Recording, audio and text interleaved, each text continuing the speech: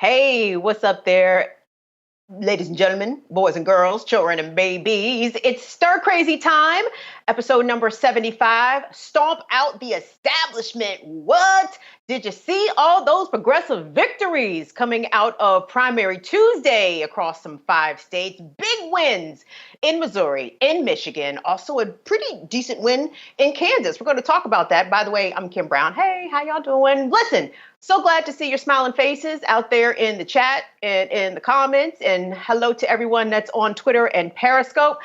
Coming up on today's program, we're going to talk about your man. He ain't my man. That's y'all boy, Joe Biden. Joe Biden gave a wide-ranging policy interview today with Yahoo News in conjunction with NPR Media and some other media outlets.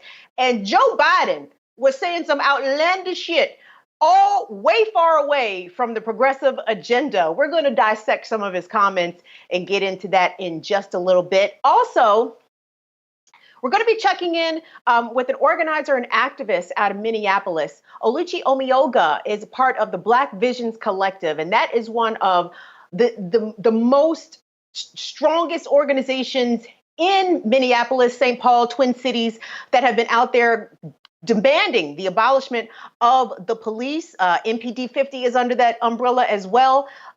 So much has happened in Minneapolis since all the national cameras left the city, and there has been a bit of a setback in the efforts to disband the Minneapolis police. Oluchi's going to bring us up to speed on that. Plus, like I said, we had a really big night for some progressive congressional wins and even some local races because of the primaries. So if you have any questions, concerns, well, you can keep your concerns, but if you got any questions, you can always drop them in the comments or in the chat. You guys know I'm kidding. We love to hear everything that you have to say. So be sure to do that and, just do all the things that y'all basically love to do. So let me bring in our panel. We have a great panel today. I am Gladys Knight in the Pips.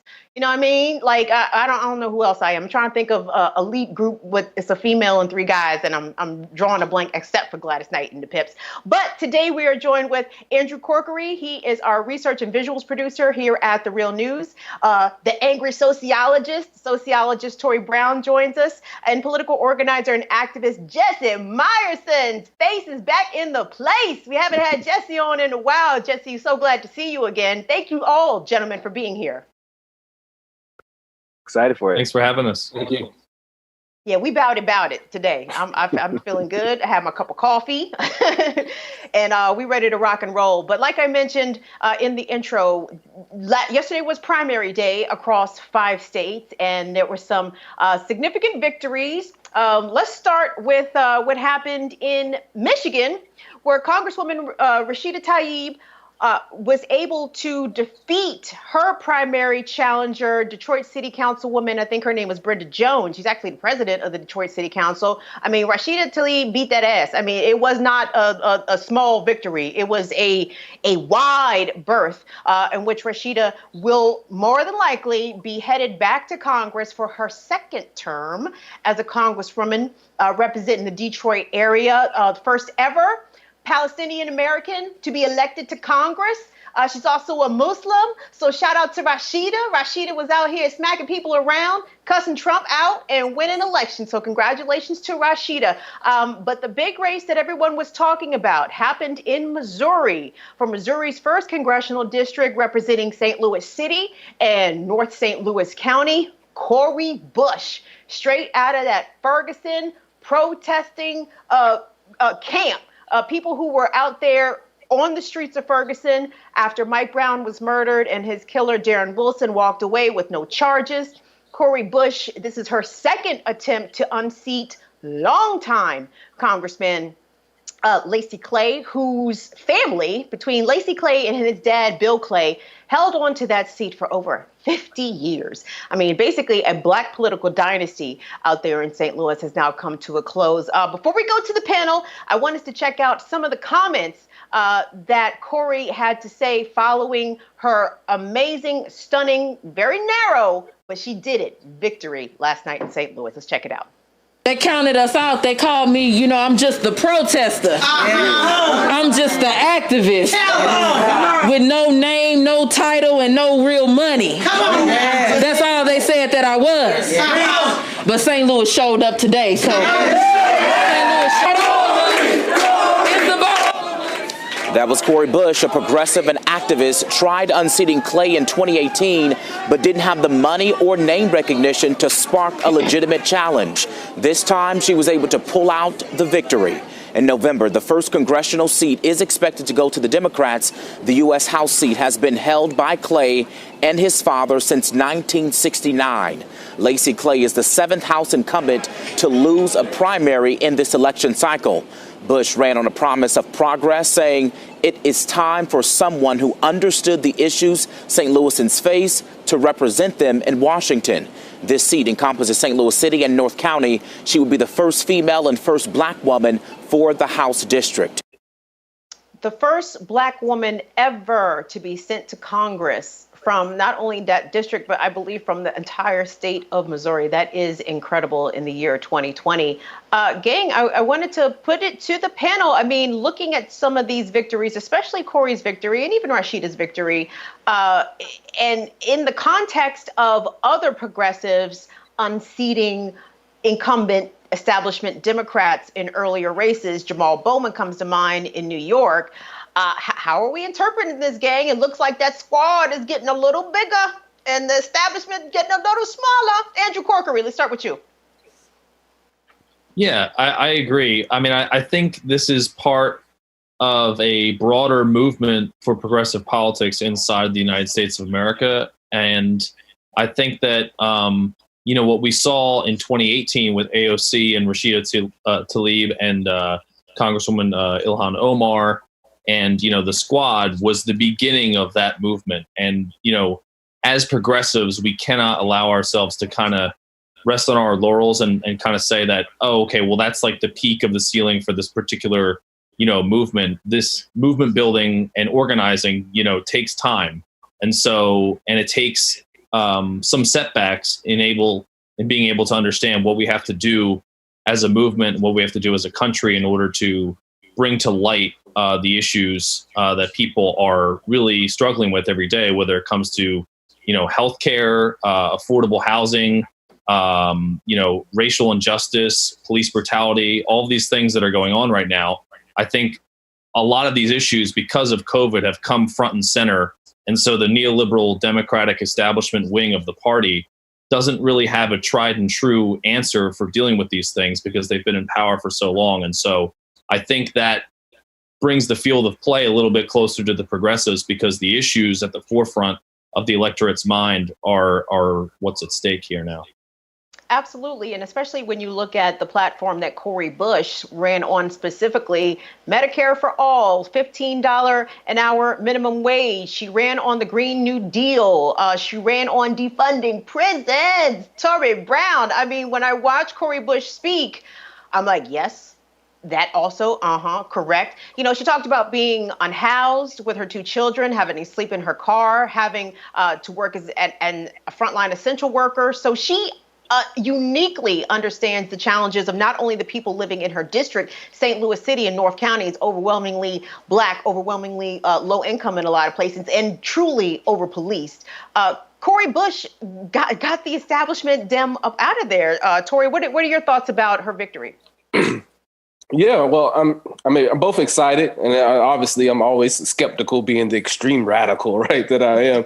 But I'm excited by the fact that this Black political class that has aligned itself with the neoliberal order again is dying, right? Their power is weakening because again they can't answer to the social problems that exist right now. So I'm thankful that there is a new crop of folks that are coming out that are articulating the social problems and the experiences that folks have, that they're not lawyers or business owners or all these kind of bourgeois kind of folks. They're folks that have been dealing with the real grind and hustle of trying to make it here in the United States of America.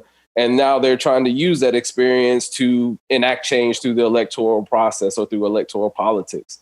At the same time, I'm also cautious to know that, the powers that be will try to kind of corral these folks in any way possible. So I hope that they kind of stand firm in their principles, that they don't play nice to folks like Nancy Pelosi and all these other folks who may try to act like they're on their side. But we know, again, that they've fought tooth and nail to kind of keep these progressive policies out. So I don't want them to get swept up and become the new establishment themselves, right? I want them to continue to keep their feet firmly rooted in the ground. I want them to continue to articulate more about U.S. imperialism, specifically about the United States position in the global world.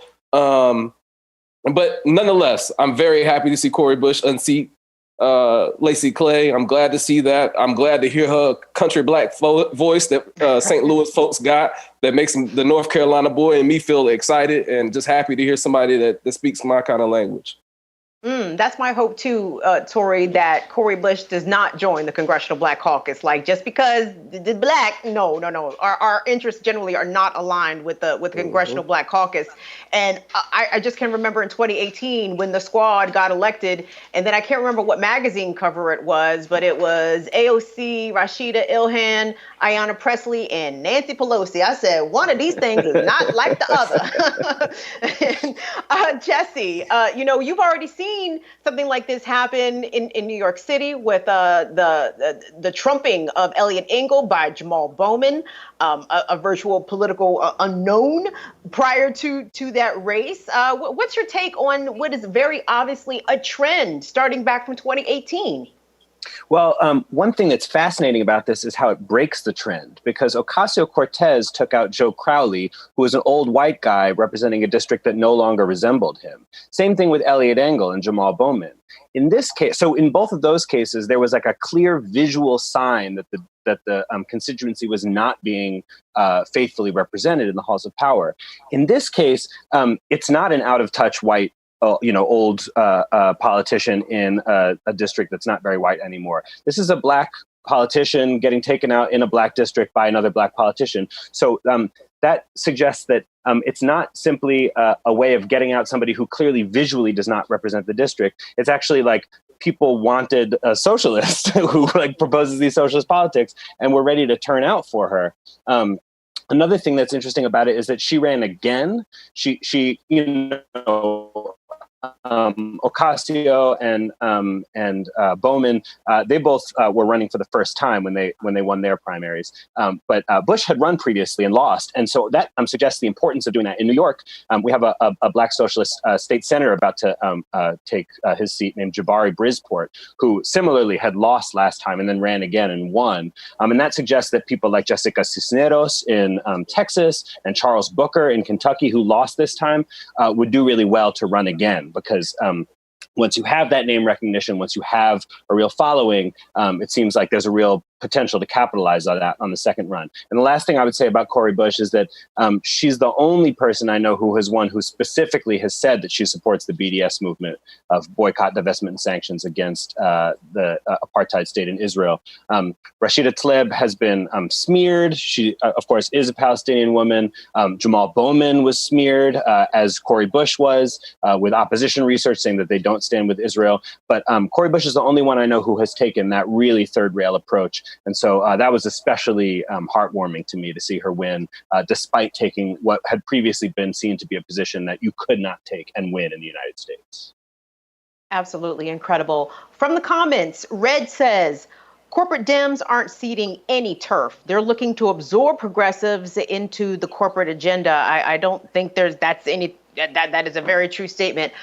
Gang, last night, Bernie Sanders held a Zoom conference call with himself, Jamal Bowman, Rashida Tlaib, and Cori Bush. And the clip that we're about to show from their conversation last night, so I'm going to set it up for you. So it's starting off with Jamal Bowman talking about the kind of money that he will not accept from corporate interest or military interest or fossil fuel interest as a Democrat. But then shortly into the clip, Jamal Bowman says the quiet part out loud. Let's take a look. So I want to challenge my Democratic colleagues. Stop taking corporate PAC money. Stop feeding industries that are literally killing us. And if you're black or brown and poor, you're more likely to get sick, to have poor academic outcomes and have poor economic outcomes as well. And by the way, let me inject that and agree with you 100%. And I say this to the viewers out there, you who have supported these candidates with your $20 checks or your $10 checks, you have resulted, your work has resulted in these guys getting elected. Because what is beginning to happen now is candidates like Jamal and Rashida and Corey can run without being dependent on big money interest. They can speak for the people because they're being funded by the people. That is part of the political revolution. It's a big deal. And I want to thank everybody out there who has helped these guys and so many other progressive candidates, as well as myself. Corey, can I say one thing quickly, Corey, before we go to you? Bernie, if the Democratic establishment didn't gang up on you and jump you, you would have been the nominee for the Democratic Party. You outraised everyone. You was killing them. They had to jump you in order to beat you. So I just want to say that outright. If they didn't jump you, you would have been the nominee. So I just want to say that. My bad. Go ahead. We know. Thank you very much, Jamal. And let me thank all three of you for your support. Yeah, and Bernie really downplayed that. Like, he immediately kind of moved on. Bernie didn't even really entertain that beyond saying, thank you, Jesse. Jamal know what he was talking about right there. He knew exactly what he was talking about. Man, and he was 100% right. It's wild. And, Sanders is obviously trying to be a really good team player. He has very consistently said that his top priority is beating Trump. And for him, he knows that at this moment, that means supporting Biden. But yeah, Bowman was just not about to sugarcoat it at all. He just that guy really keeps it real. I agree with Taure that I hope that he doesn't lose that edge when he gets into the halls of power. I suspect he won't because the squad is growing. And the more numbers they have, the more power they can bring to bringing a counter-hegemonic force to the Democratic Party. I also want to say that Rashid Tlaib has also similarly been really unafraid to anger the Democratic elites. And one of the nicest things that I saw was a bunch of people on Twitter ahead of her win, hoping that she was going to lose and recalling the time when she booed Hillary Clinton on stage and saying, you boo Hillary Clinton, you lose. Well, she won. And so it shows that actually there are a lot of people who are sick of the Democratic Party and really want a whole different breed of politician in office. Exactly, because if it were up to progressives, there would be an entirely different person seeking the Democratic nomination right now to go head-to-head against Donald Trump in November. Taure Brown, when Jamal said that Bernie got jumped, I mean, my God, if we just look back not that long ago in the past, it took a concerted effort from the whole Democratic establishment to get Bernie the fuck up out of there. Yeah, I mean, they strategized more to get Bernie out than they have to strategize to get Trump out. And you can see the terrible, terrible campaign that Joe Biden is running, that there's clearly no strategy there. I mean, the best strategy is to shut him up until the election day. But, I'm always, again, I have no faith in the Democratic Party. I know other folks do, and I understand why. I just don't. But I am excited, again, just to see that. But, with Bernie, I just wanted him to let the chopper spray more. He won't pissed off enough. And these folks did jump you. They did, do all these kind of, underhanded things 2 times to keep you from having the candidacy, despite the immense popularity you have. And you still kind of play nice to it. It's still let's go ahead and support these. If it's me, I'm like, yo, fuck them. This would have been the last straw for me, and again, that always leads to the question, where do people go? Where do the mass supporters go? Where does Bernie go? Does he go to the Green Party? Does he create his own party? And I get the challenges that faces, especially in the immediacy of an election right now, right? But even still, even if he is going to come out and, say, vote for Biden and all these kind of things, at least keep it real and be pissed off about it. And I get why he's not. That's just probably not in his character. But damn, it couldn't be me, bro. It couldn't be me at all. Andrew, are we going to start to see, more progressive candidates saying the quiet part out loud, not necessarily trying to toe the party line, but more so the issue line? And whether or not they're going to say it in polite, non-profane ways is almost going to be irrelevant, because people are tired of the pretty language. They want to hear the straight talk. At this point, it's 2020. Shit's going crazy. Like, you got to tell it the way it is.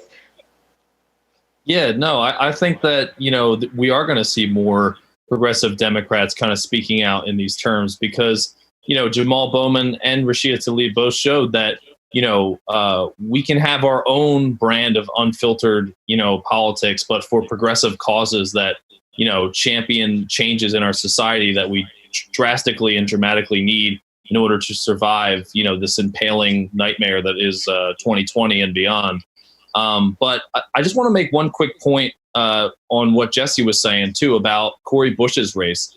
The fact that she won that race after losing like that first time, and also beating a African-American congressman, that allows the media not to be able to kind of put this in a cultural framework in which they do with AOC versus Joe Crowley, where it's like the old white guy versus, the progressive person of color.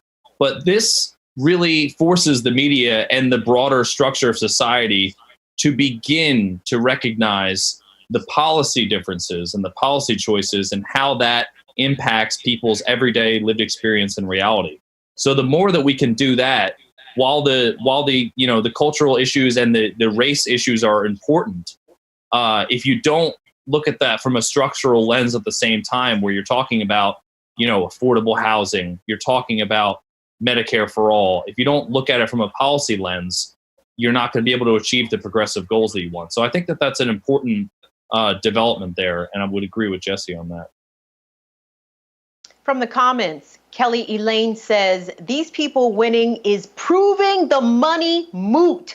Serve and you will be reelected. I hope that is the case. As we saw AOC head to her second term, and now Rashida's getting her second term, and Cori's about to hopefully serve her first term in Congress, and others, and Jamal. I mean, the list is growing longer, so this is all good stuff to see. Well, speaking about running on policy, Joe Biden is out there, and he's out there in more ways than one. Okay.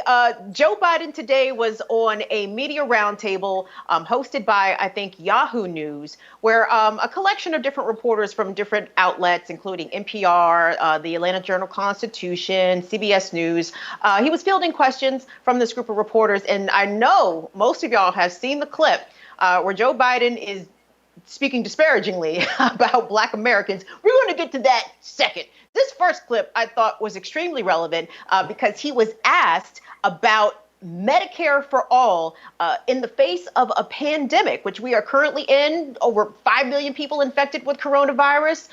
Over 155,000 Americans have died from this. There was a story floating around social media today highlighting and profiling a COVID patient who spent, I think, 60 days in the hospital. The hospital bill, $1.9 million. But when asked about the possibility of Medicare for all, this is what Joe Biden had to say. Let's take a listen.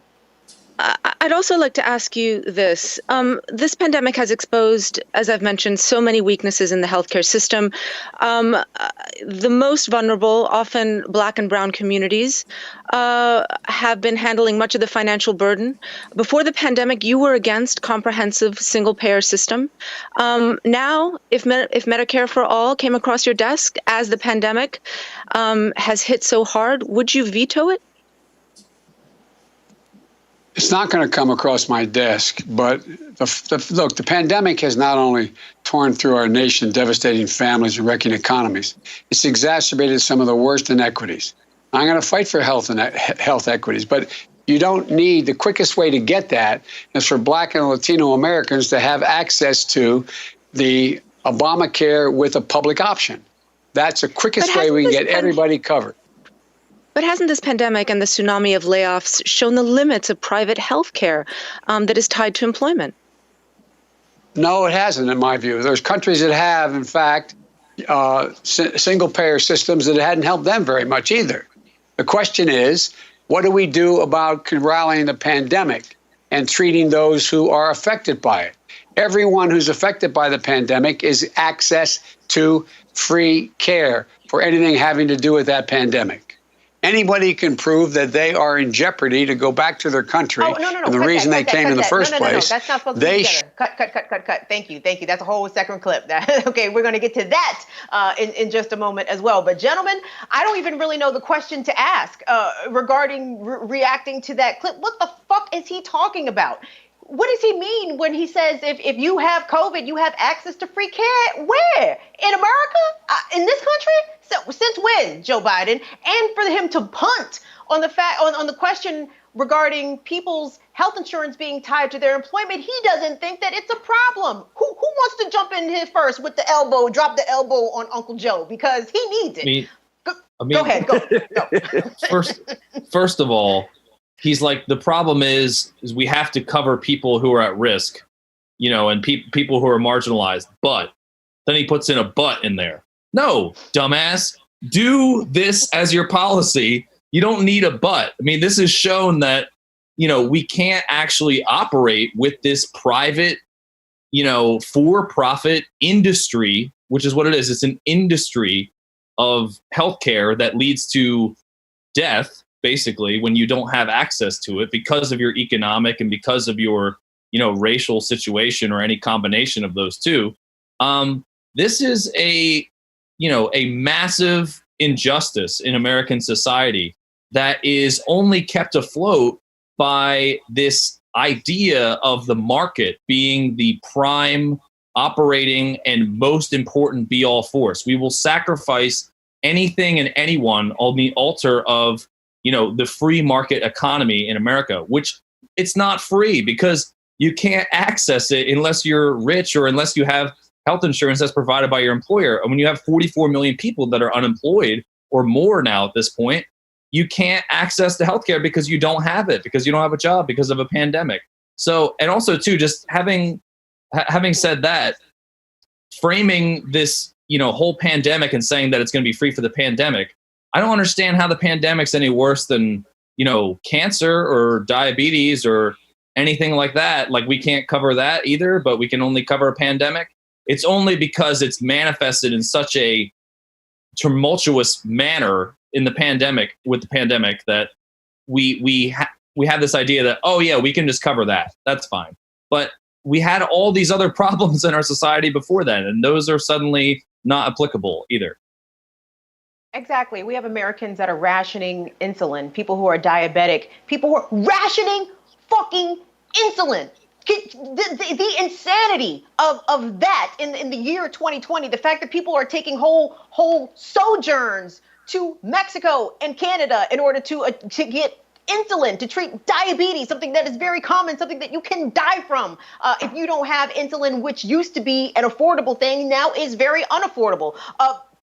Taure and Jesse, I'm gonna let y'all tag team each other in on this because, again, I'm so floored by that particular comment. I don't even know where to begin to even ask the question. So y'all, again, drop some bows on Uncle Joe. Go on. I'll go because I know Jesse has plenty to follow up with, and I just don't even want to waste too much time on it. But I think about when I was 18, I have ulcerative colitis. So when I was 18, when I first got diagnosed, I got put on this medicine called Remicade. And at the time, it was $20 in-person, in-office visit. Well, one day, the insurance company decided to say, oh, well, we're going to count this as you have to do an inpatient hospital routine or something where they coded it. And it turned out to be $600 versus the $20 I used to pay for each time. Of course, I couldn't afford that. So I think about myself in those kind of situations all the time these are the things that folks are facing all the time. And people like Joe Biden just refuse to acknowledge that because he's solely within the pockets of the healthcare industry. And his job as a politician is to serve the interests of capitalists, of the ruling class. I mean, that's how the position he's taken. And it's shown clear that he just refuses to divest from that because those are the masters that he serves. And he has no problem with seeing mass death literally around that. And the last thing I just think about is just, even with the pandemic, right? The folks who survive, there's folks who are already on dialysis and have lung problems and kidney problems and liver problems and heart problems just from having COVID-19. And these issues are going to continue to affect them for the rest of their lives. And that shit ain't free, at least not right now. So I don't know what planet Joe Biden lives on. He's the corpse of neoliberalism that they're trying to pump with progressive embalming fluid, and he's rejecting it at every chance he gets. And he just looks more ugly every day.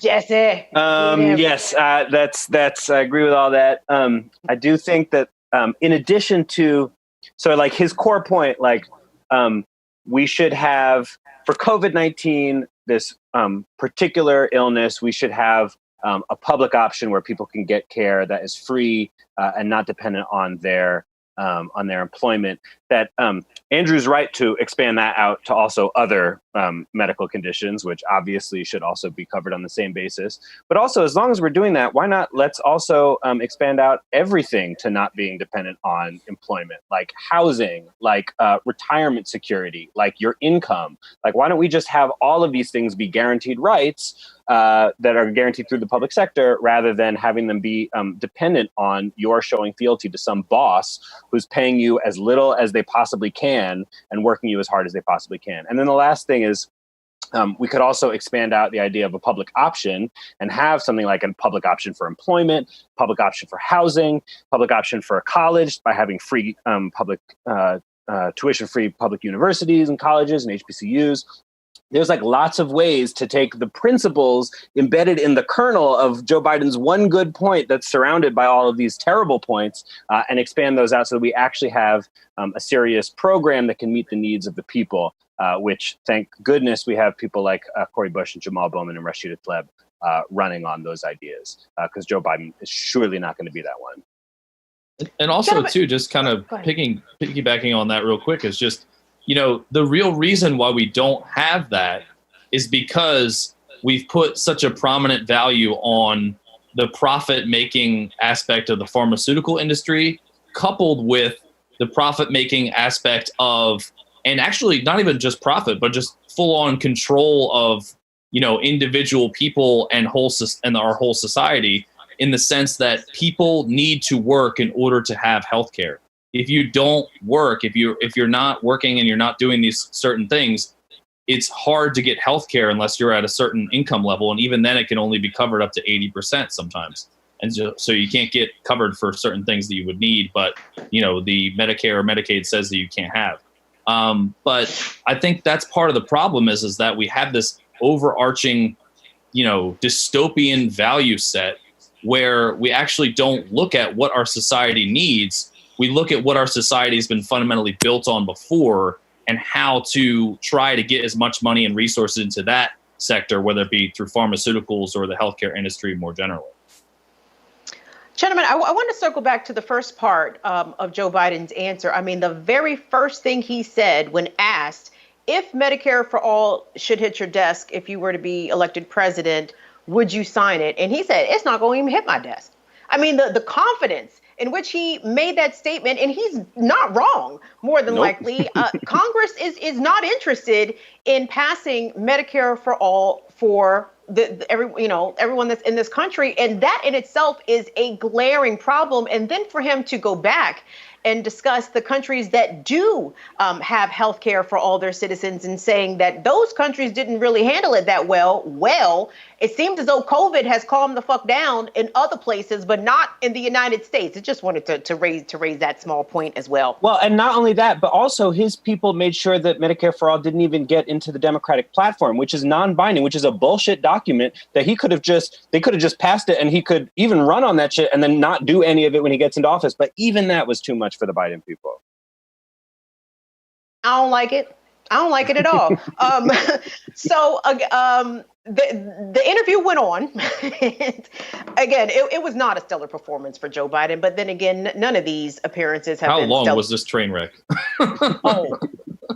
It was about an hour, and you can thank me for watching it, so you didn't have to. Okay, that is like a 100-car pileup. Anyway, continue. It wasn't pretty. But so the next part of this that I want us to play for you guys has to do. Well, the answer is ensconced in this short clip that has been circling around social media, where Joe Biden, the only way I can describe it is that he disparaged Black people to boost up Latino people, which I found a very strange thing. But when I was like, man, well, what was the context of this small clip? Let me go back and watch this whole thing. Okay, so the setup is he was asked about extending the temporary protective status for Venezuelans, because Trump is trying to deport Venezuelans and is apparently now trying to deport a large number of Cubans. So that is where the answer began. So let's take a look at that.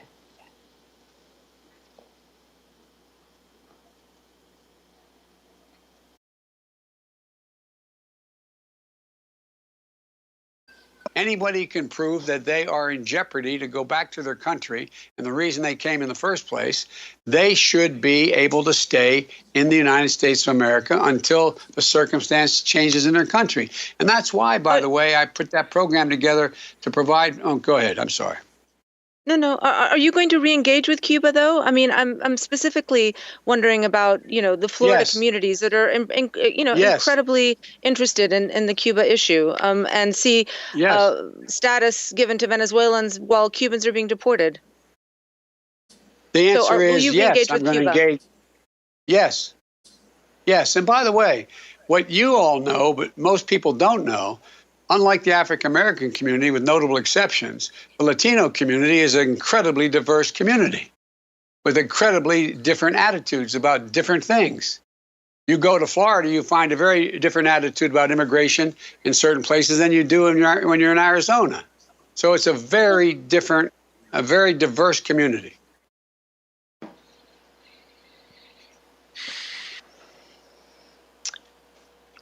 I can't believe we're stuck with that guy. Yeah. Hold on. And let me just tell you guys, again, a collection of journalists asking these questions to Joe Biden.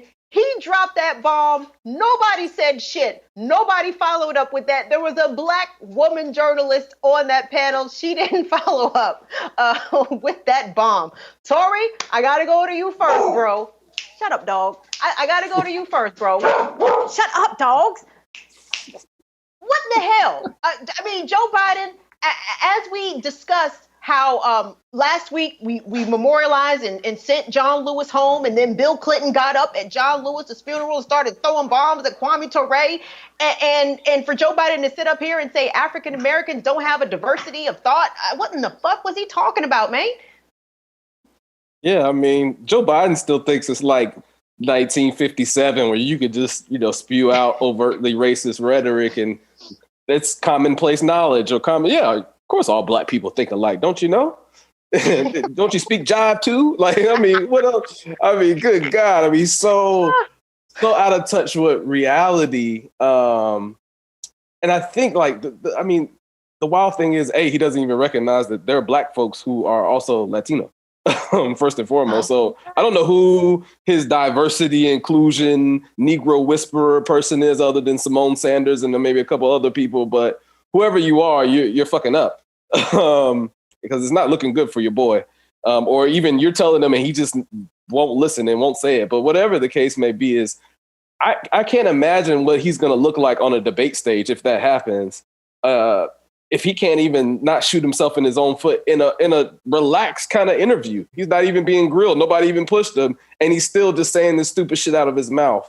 This is, again, I think it's how to lose an election 101. I mean, he's really just trying to say whatever the hell he wants to say. And a lot of folks have kind of agreed that they're going to vote for him regardless, no matter what he says. But it's just, it's almost, I'm struggling to find the words to find out how ridiculous his ass is. And it's just pure foolishness. Absolutely incredible. And can you imagine having to be like a Biden Black surrogate right now? Like, how do you even defend that? And FYI, gang, that 15-second clip that has been floating around social media, I was looking on Donald Trump's YouTube page, and yep, he got that joint posted right up there. So FYI, the Trump campaign has been circulating this clip quite a bit. Jesse. I don't even know what point he thought he was making. Like, there's some times where Biden will say something where it's like, oh, he like I know what he was going for, but his mouth didn't cooperate with his brain or something. But with that, it's just like, what were you trying to get across? It's very hard to tell. But there's a whole nother level to it, because not only is he saying Black people are not diverse and Latin people are diverse, but he prefaced that with being like, what you all know, but most people don't know, is that Black people are not diverse and Latin people are diverse. And it's like, who are these most people who don't understand this truth? And why do these journalists understand this truth? Like, just everything about what he says makes absolutely no sense. I can't believe we're stuck with him. It just like infuriates me. Every day I think about the millions of people who contributed to the Bernie Sanders campaign, working class people who spent every spare hour that they could making calls and knocking on doors and giving their, like, as he was putting it in that clip that you showed before, giving their like $10, their last pennies that they could. So many everyday people trying their hardest, and Joe Biden didn't even fucking try. And he just won kind of by accident. And it just makes me so mad. Oh, I hate watching this. Don't invite me on again if you're going to show me Joe Biden. It is so frustrating. I mean, and again, I know, Jesse, Andrew, you guys share, Taure's and I's frustrations, but my God, like, to know that Joe Biden is depending upon the Black vote in order to get his ass in the White House. And for him to say stupid shit like this and then double down talking about he has no intentions of defunding the police. In fact, he wants to give police more funds. I mean, my God, seriously, bro, like how are we supposed to take this, Andrew? How? You're not supposed to. That's the thing. I mean, like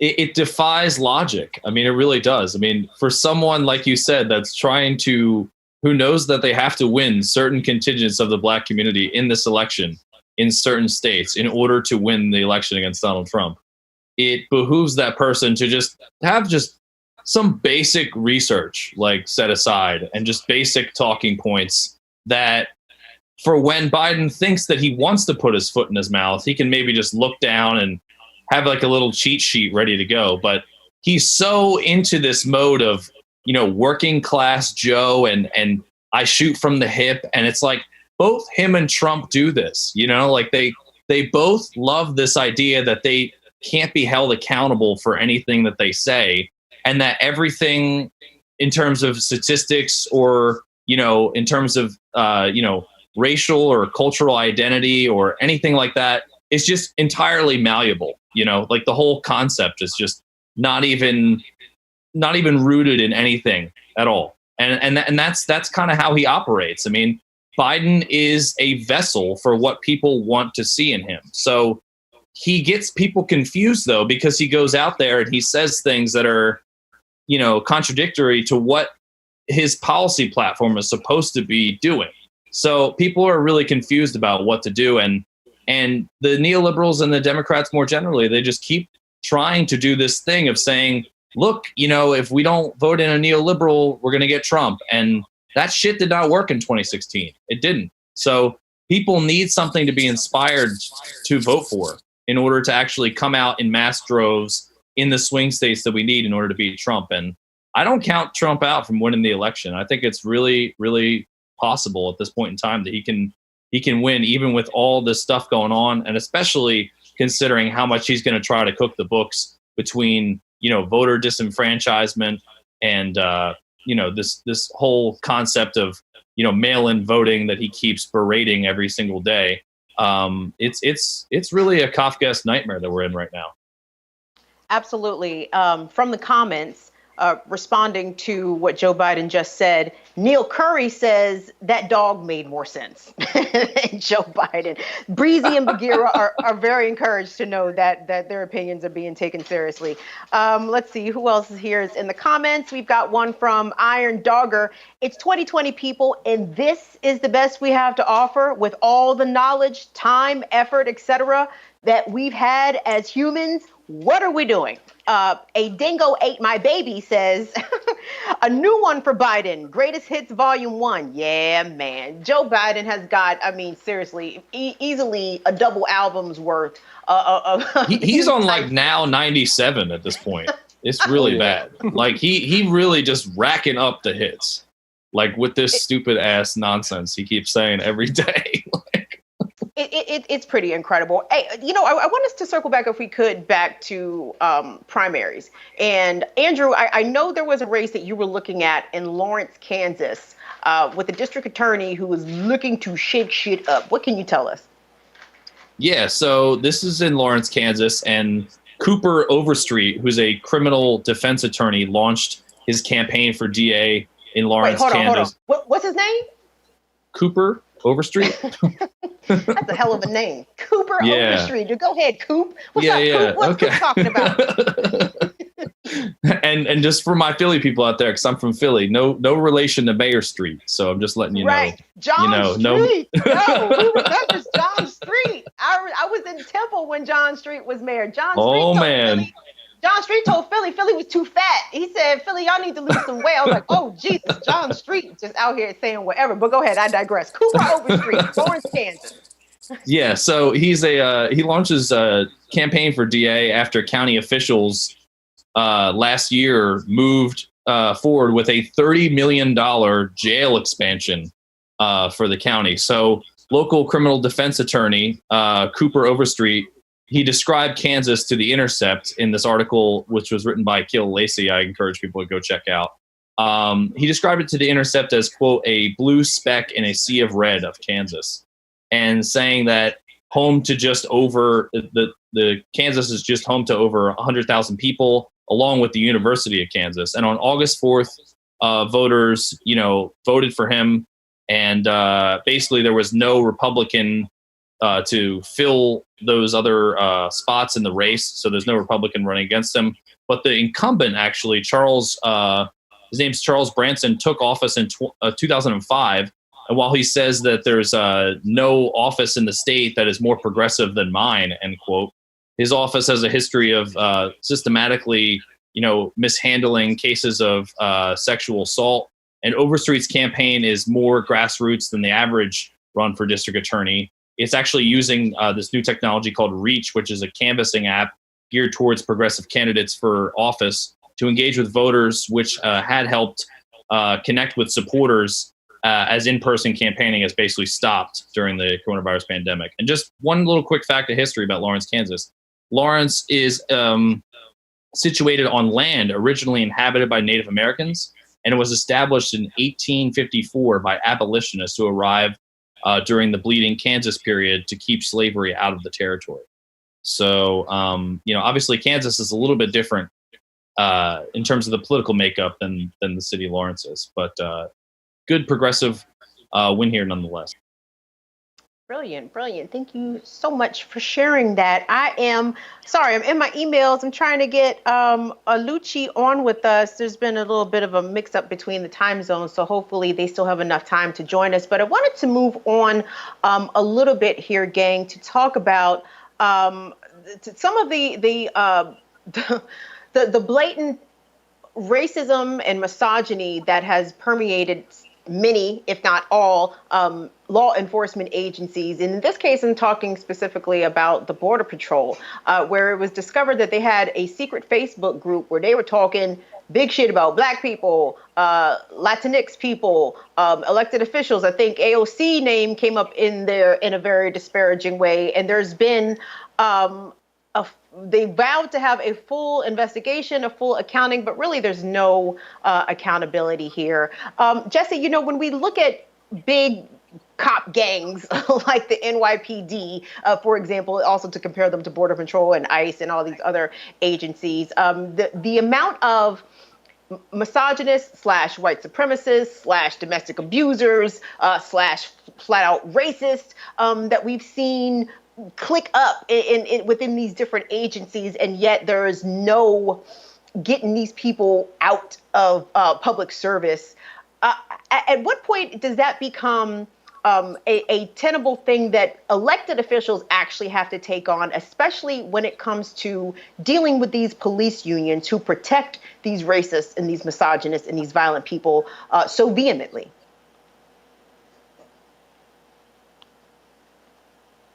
I had muted myself. I'm sorry. I would say that this is the point, that they have to do something about that. And it's not just that individuals or even many individuals within these forces use racist language or use misogynist language. They're specific, if they're doing their job, their specific purview is to uphold racist and sexist hierarchies. They are told, go fight crime in the areas where crime is highest. Crimes include all the sorts of stuff about being poor. If you're homeless, that's a crime. If you're selling drugs, that's a crime. If you're drinking in public, that's a crime. Just like stuff that is endemic to people who live in poverty. And they're told, and of course, in the United States, poverty, Black people are way overrepresented in poverty, and Latinx people are way overrepresented in poverty. And so they're told, go fight crime. And the tools that you have are these violent macho tools, guns and clubs and other instruments of violence. And so, of course, when they go out and do their job as assigned by mayors and by governors and by federal, law enforcement bureaucrats, they're doing the work of being racist. Like, that is just the nature of the job. And so the fact that they have personal views that they feel comfortable espousing on Facebook groups is like actually sort of minor compared to the structural fact of how they uphold this. And putting people in prison, probably the most misogynistic, patriarchal institution in American society, along with, prison, borders, police, the military, the surveillance apparatus. It's all part and parcel of a macho response to everything. So like what we've seen in this COVID period is that instead of mobilizing the, education and care sector, which is what's absolutely necessary, which is work that is usually put on women, we were able instead to mobilize the male-dominated law enforcement sector. And so it's essential to the very apparatus, and their personal views are a little bit irrelevant to me, actually. And what we need to do is not get out the bad apples. We need to just chop down the whole tree and replace it with something much better. Taure, I know you've been heavily involved in conversations in and around Raleigh, North Carolina regarding policing. What are some of the things that activists are saying there specific to Raleigh police? Like, I'm sure police everywhere, I know they do, have pretty much the same bullshit with them most places. But talk to us about some of the discussions that are happening around defund and abolish law enforcement in Raleigh. Yeah, so there's a good group called Refund Raleigh, obviously out of Raleigh, which is the collective of folks who are really, again, rooting in this aspect of understanding that we need to shift resources away from the police and ultimately abolish the police, that the police don't serve to protect or keep people safe. Again, they do the things that Jesse just talked about, right? They uphold this kind of racist, misogynist culture. They protect the interests of capitalists.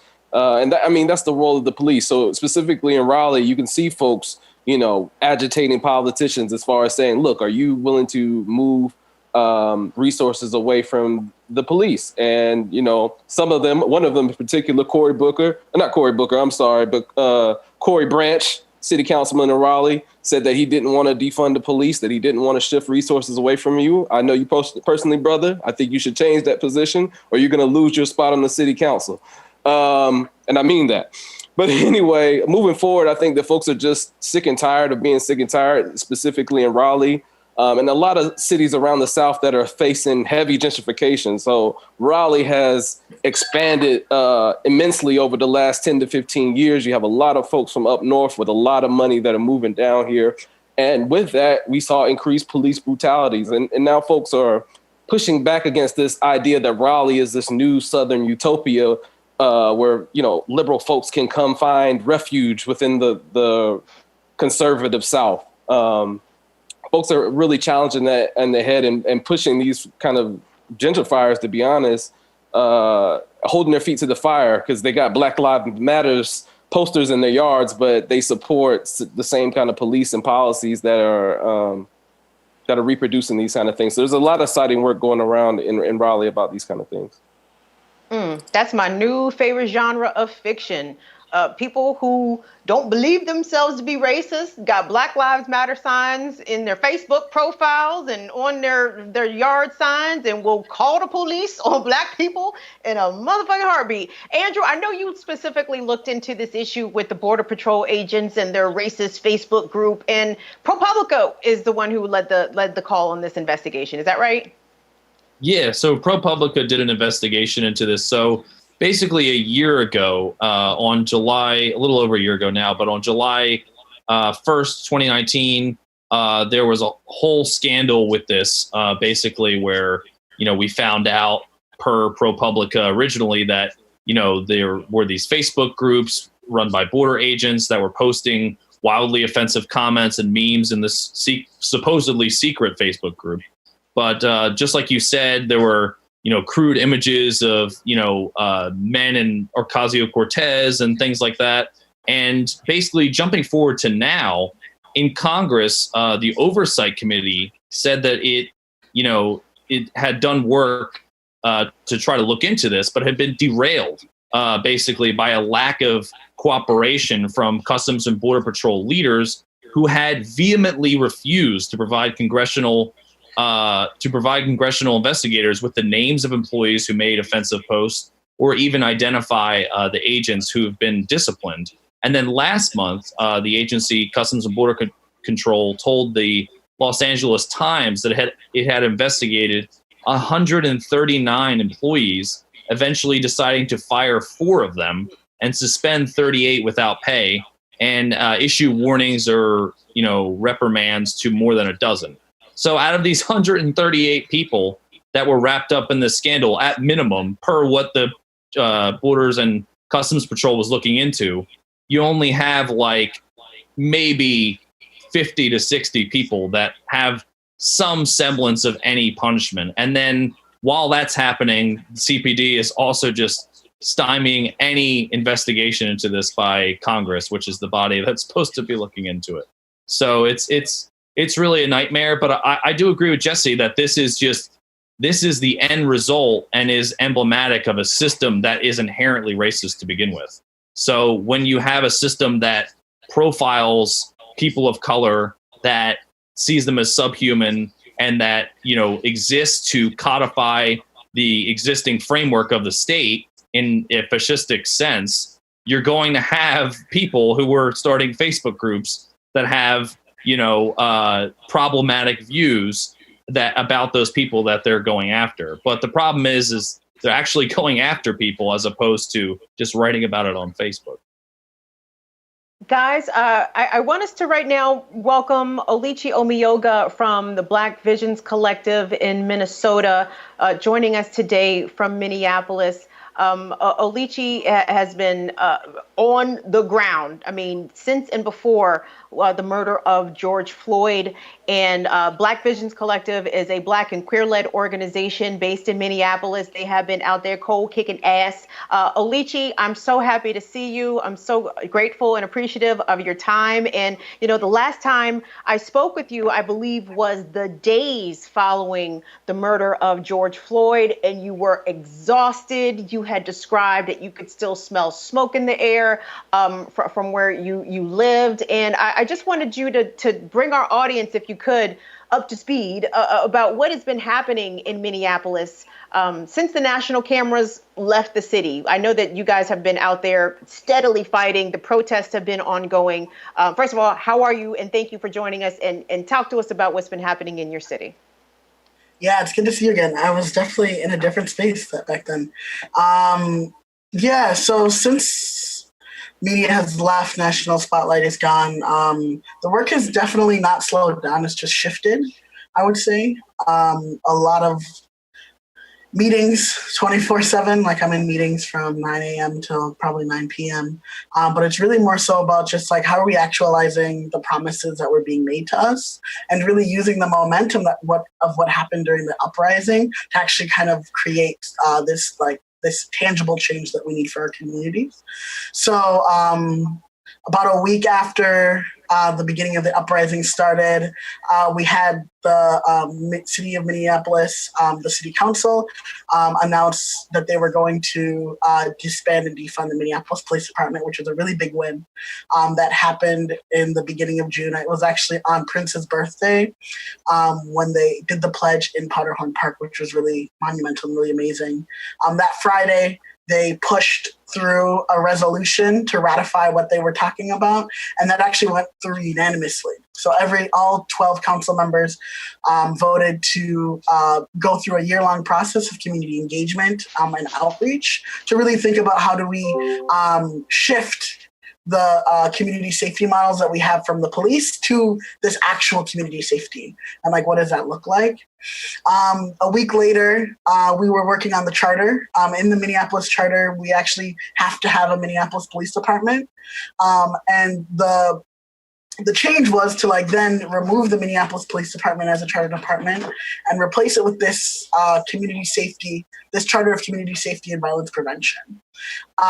It unanimously passed through the city council with a lot of public support, but then it had to go to the charter commission. The charter commission's job is to essentially veto or deny things as recommendation to make it to the ballot. So yesterday, the city charter actually voted to delay those plans.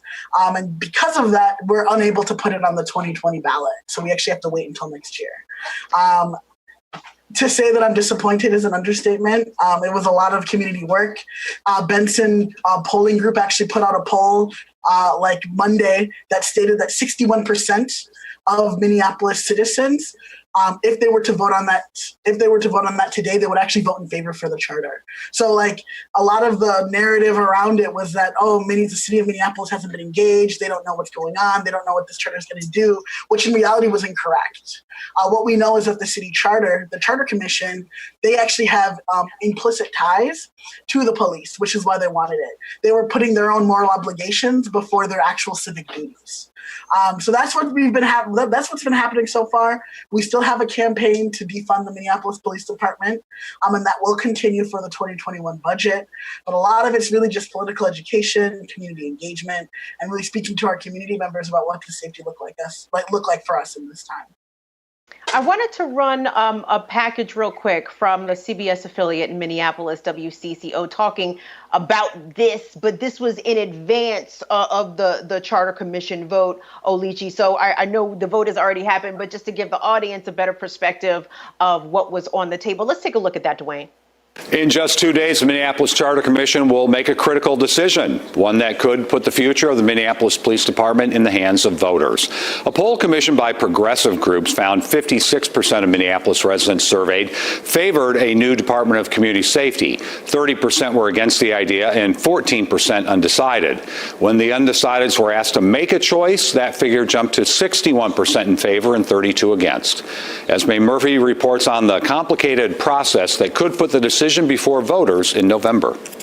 Whether voters get to decide the future of Minneapolis police this November is up to the 15-member Minneapolis Charter Commission, a group not normally in the spotlight. The Charter Commission is made up of 15 members appointed by Hennepin County courts. According to state law, the Charter Commission has to make a recommendation to the City Council for this to get on the November ballot. And according to the timing, it all has to be done by August 21st to make the deadline. And that has community activists speaking out, saying voters should get a chance to decide. Today, I speak to the 9 of the 15 members who have been publicly skeptical of this process and proposal. We all agree that Minneapolis residents, we need to build safe communities. We should have a voice and be allowed to vote. So far, in its Zoom meetings, a number of Charter Commission members have indicated they need more time and are not ready to put the issue before voters. The fact is, this has been on the books for 60 years.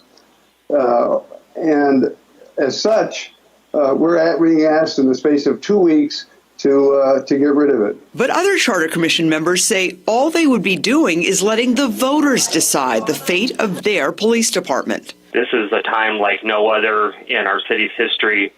I think to prevent people from being allowed to vote on an amendment to the charter is not the proper course. Esme Murphy, WCCO 4 News.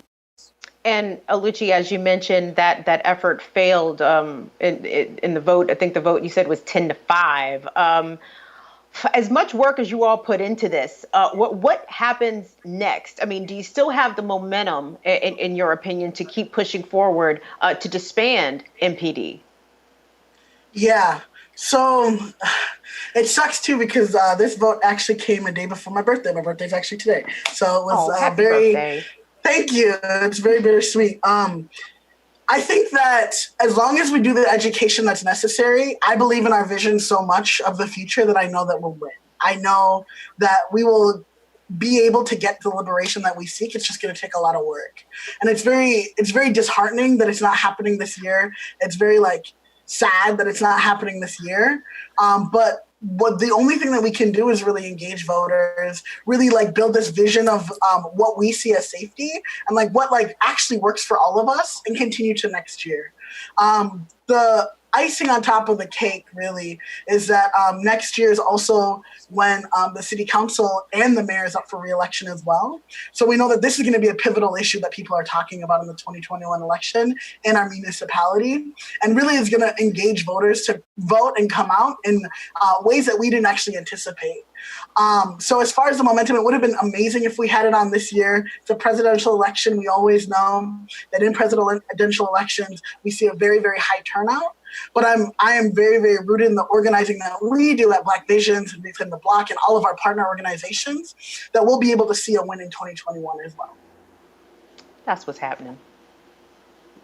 Gentlemen, Taure, Andrew, if you guys have any questions, y'all can feel free to hop in. We had to let Jesse go, just FYI, y'all. Jesse Myerson had to depart. We appreciate Jesse joining us. Andrew, go ahead. Yeah, so I just had a quick question. In relation to the makeup of this commission, what's the racial and class makeup of commission that had to decide something for, maybe community members that were not, where they're not a part of the community? Yeah, that's a really good question. So predominantly they live in Southwest Minneapolis, which is the richest part of Minneapolis. There's one Black person on the commission who voted that it should be going through and that voted for us. And then there are two people of color who are non-Black. And then the rest of the Charter Commission is white. One of the non-Black people that are on the Charter Commission is also part of the LGBT community. That's one of the people that he put forth a different amendment that just got rid of the number requirement. And then at the last minute, he was like, actually, we don't have enough time. And he was actually one of the people that flipped and said, this is an issue that needs to be voted on this year. So it's predominantly white, very rich as far as upper middle class or upper class folks. And it's not representative of the regional demographic of Minneapolis as well, because most of them live in the richest parts of the city. None of them are from over north, where a predominant Black population of Minneapolis lives. So it's really not. It's an unelectable, unaccountable body, unfortunately, which was the hardest part to get to as well.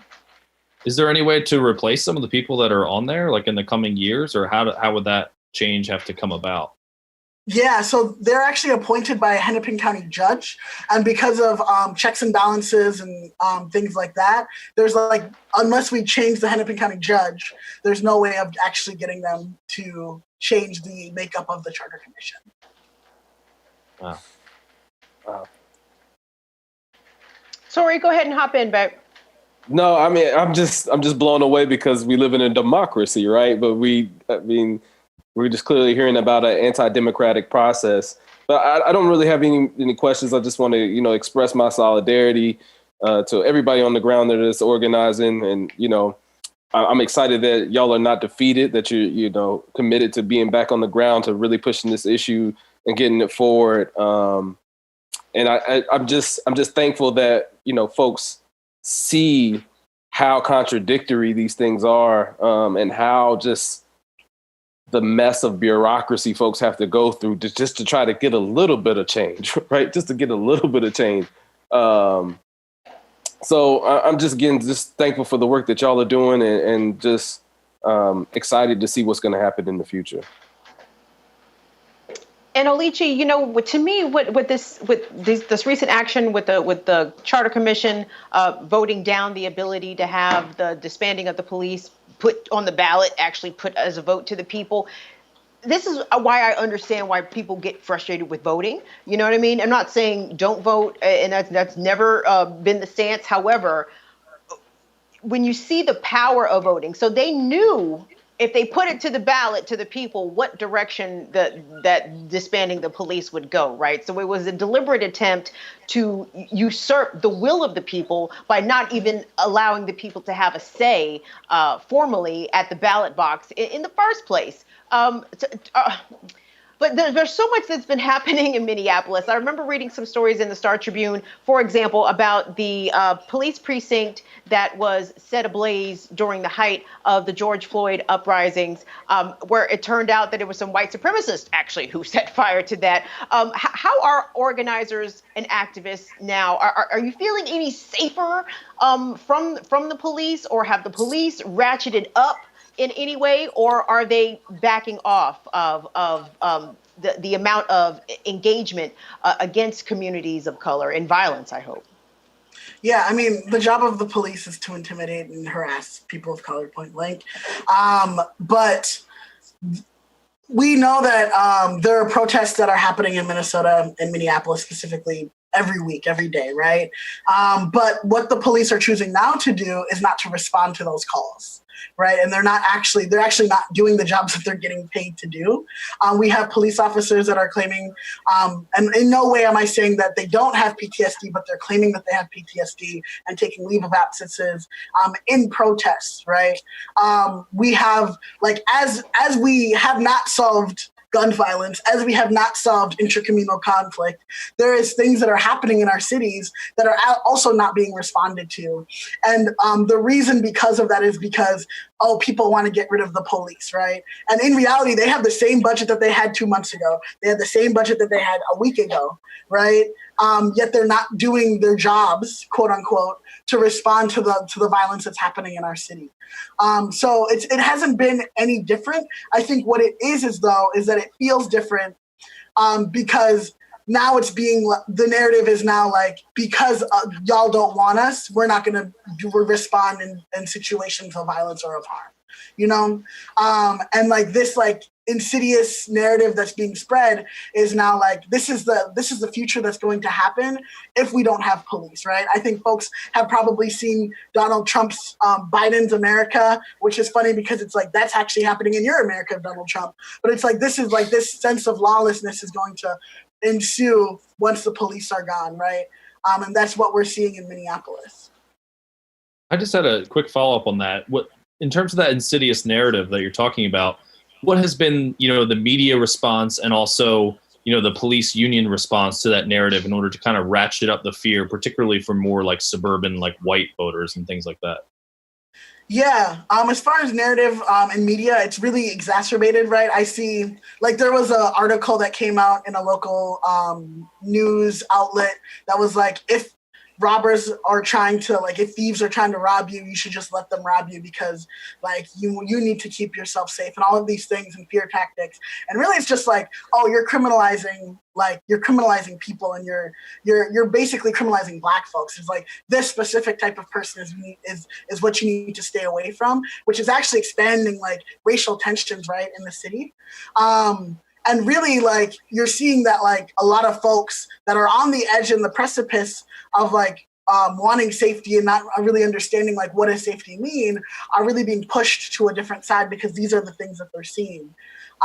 When in reality, it's like, these issues actually existed. These are acts of poverty. These aren't crimes. They're acts of poverty. And because of COVID-19, right, because of everything that's happening in our city, because people don't have, like, housing, right? This is what's now happening. Because people don't have access to, like, mental health services, this is what's happening, right? And it's being put as because there's no police rather than because we're not actually dealing with the issues that we have in our society.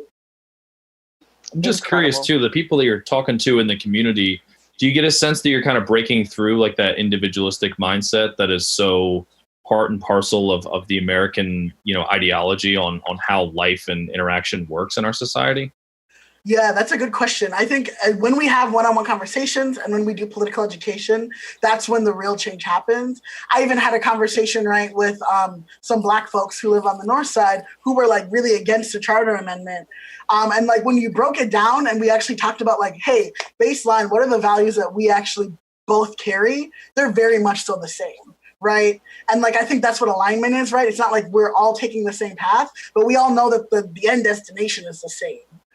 So it has been really good to have those one-on-one conversations that include like very radical abolitionist political education to kind of break down the fears that people have. Because at the end of the day, it's really about like, I'm afraid of the unknown. And this is what I know, right? I can deal with this because this is a trauma that I know. I like to really say like, one analogy that I've heard that a lot of my friends use is like Black folks and people of color are in a very traumatic and toxic relationship with the police, right? Wherein like you're manipulated, you're gaslit, you know that this relationship is not the best relationship for you. And also you are too scared to be in any type of any other relationship because like you don't know what else is out there. And I think that once folks are able to like really envision and be rooted in like what's possible, it makes it easier to actually attain. And like my job as an organizer is like, how do I make that space where folks are able to envision something that isn't actually a reality yet, so that they can then actualize what is the pathway to that reality. Right. I mean, I guess the hard part too is understanding what the limits of like, you know, like the white privilege are, in the sense that people can have that privilege of fearing the unknown. They're not having to fear the present in which they're being terrorized by racist police. Yeah, exactly. Well, Oluchi, I know that Black Vision Collective, along with Reclaim the Block and MPD 50, does a tremendous amount of political education, as you mentioned. How can people get in touch? Because I know that there is a lot of nationwide and even international desire to support organizations such as yours to continue the fight, because Minneapolis, y'all have been about it like for a long time now. And people are tremendously inspired by the work that you have been doing. So what and where can people find you in order to commit some support? Hopefully drop these people some coins, man. How can they find you, Oluchi? Yeah, as far as financial support, we got an influx of financial support during the beginning of the uprising, but there are also other organizations all across Minneapolis and St. Paul and Minnesota that we actually have on our Facebook, our Instagram, and our Twitter. So if you go to Black Visions or if you look up Reclaim the Block on any social media sites, you'll be able to find the financial information of other organizations that we really want to build, because we know that like individualism also spreads to organizations as well. And the only way that we're going to be free is actually living within an ecosystem that supports all of us. But as far as like on the ground support, organizing, if you live in Minneapolis, come fuck with Reclaim the Block or Black Visions. Apologize, I didn't know if I could swear or not. Or if you don't, and you have an organization that you're part of that you know is aligned, like really talk to them about like, are you partnering with organizations that are specifically looking at reinvesting the money from the police into community safety, and like really interrogating that, right? So if you're part of the NAACP, if you're part of SURGE, if you're part of like these bigger national organizations, ACLU, really calling on them to be like, what is the organizational commitment that y'all are having to Black people in this time? And how can we actually push that towards like an abolitionist or even like a defunding perspective, and reinvesting in community? Those are some of the things that I'm thinking about as far as like what can folks do that are on the ground. And also, I think the hardest thing to do is organizing your family. So are you having conversations with your family members around like, this is why it's important to stay engaged in this time in any way that you can, to like further this politic around Black liberation and abolition? We're going to leave it there. Oluchi Omeoga, Black Visions Collective, thank you for making the time to talk with us. I think it's so important that we can't tune out, right? We can't tune in the days following George Floyd's murder and then tune out. The way that we are staying engaged with places like Ferguson and Baltimore, it's important to do the same with Minneapolis and expand that out to, Oakland and NYC and all these places, y'all, because this is our collective freedom that everybody is struggling for in our respective cities and states. So Oluchi, I want to thank you so much for the work that you do, and happy birthday, baby. I see you in Fields of Purple there. Happy birthday, yeah. Thank you. And I'd like to thank our panel for joining us today. Andrew Corkery, Taure Brown, Jesse Myerson. Guys, great discussion per usual. Thank y'all. Appreciate it. Thanks for having us. Great time. Hey, gang, and don't forget, tonight is the brand new episode of Police Accountability Report. Taya Graham, Stephen Janis do amazing work pulling the sheets off of the cops. Y'all know what I'm talking about. Police Accountability Report, one of the finer offerings that we have here at The Real News. So don't forget, that happens at 9 p.m. tonight. Folks, we will see y'all tomorrow here on Stir Crazy for First Nation Fridays. We're going to give you the roundup, what's happening in and around Indian country. There's been a lot going on in Indian country. So tune in tomorrow. We'll be joined with Johnny J, Jen Deerenwater, and Desiree Kane for a fantastic conversation with Indigenous women, baby, about Indian issues. So tune in tomorrow, Stir Crazy. I'm your host, Kim Brown. See y'all on Friday. Have a good one. See you. Bye.